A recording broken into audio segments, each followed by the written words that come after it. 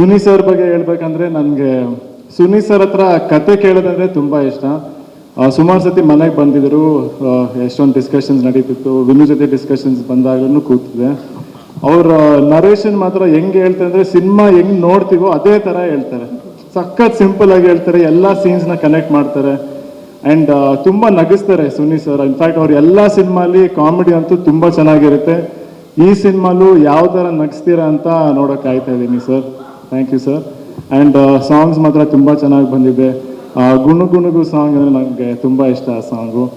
In fact ಅದೇನೋ ಮಾಡ್ತಾರಲ್ಲ, ಅದೇನಿದೆ sir ತುಂಬ ಕ್ಯಾಚಿ ಆಗಿದೆ ಸರ್, ಚೆನ್ನಾಗಿದೆ, ಡಿಫ್ರೆಂಟಾಗಿ ಬಂತು. ಆ್ಯಂಡ್ ವಿನು ಬಗ್ಗೆ ಹೇಳ್ಬೇಕಂದ್ರೆ ಸಿನಿಮಾ ಅಂತೂ ನೀವೆಲ್ಲ ನೋಡ್ತೀರಾ, ಬಟ್ ವಿನು ಪ್ರತಿಯೊಂದು ವಿಷಯದಲ್ಲೂ ಯಾವಾಗಲೂ ನನಗೆ ಬಿಗ್ಗೆಸ್ಟ್ ಸ್ಟ್ರೆಂತ್ ಅಂತ ನಾನು ಹೇಳೋಕ್ಕೆ ಇಷ್ಟಪಡ್ತೀನಿ. ನಾನು ಪ್ರತಿ ಹೆಜ್ಜೆಯಲ್ಲೂ ಪರ್ಸ್ನಲ್ ಆಗಲಿ ಪ್ರೊಫೆಷ್ನಲ್ ಆಗಲಿ ಯಾವಾಗಲೂ ನನ್ನ ಜೊತೆಗಿದ್ದಾನೆ.